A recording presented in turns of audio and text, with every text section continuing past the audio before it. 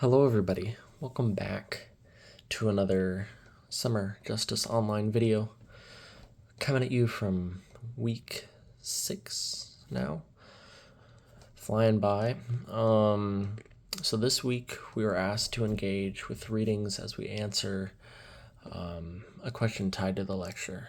I chose the first prompt, I think it was the first prompt, but this is the prompt.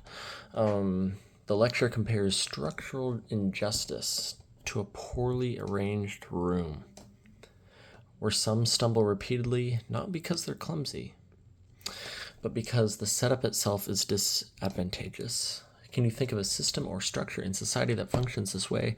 How does recognizing the role of systems, not just individuals, deepen or challenge your understanding of sin, justice, and the Christian call to love our neighbor?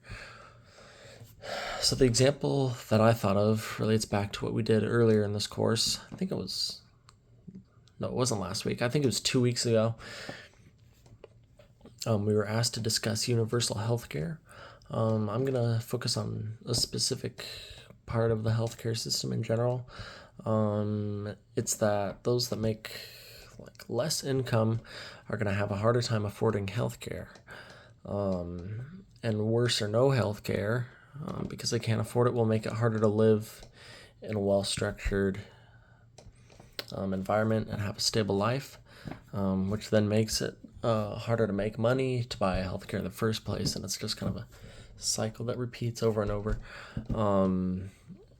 That cycle that's kind of deep-rooted within the structure of how healthcare works, and I mean, it's just the reality of it.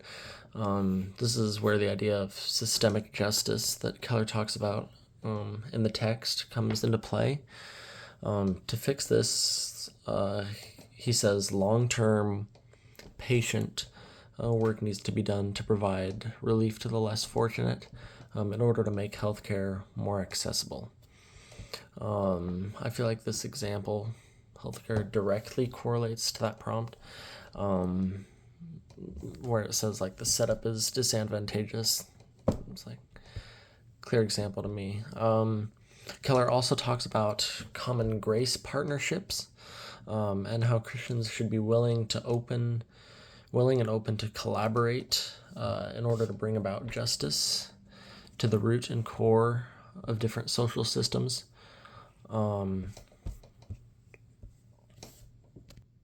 And recognizing that the role of systems and justice, that's really just helped me to realize that while personal individual justice is valuable to one neighbor, helping out a whole neighborhood or a whole community of people has an exponentially greater impact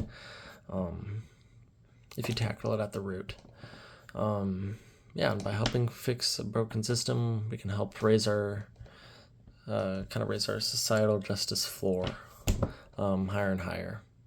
So, that's all I have for you, and catch you on the next one.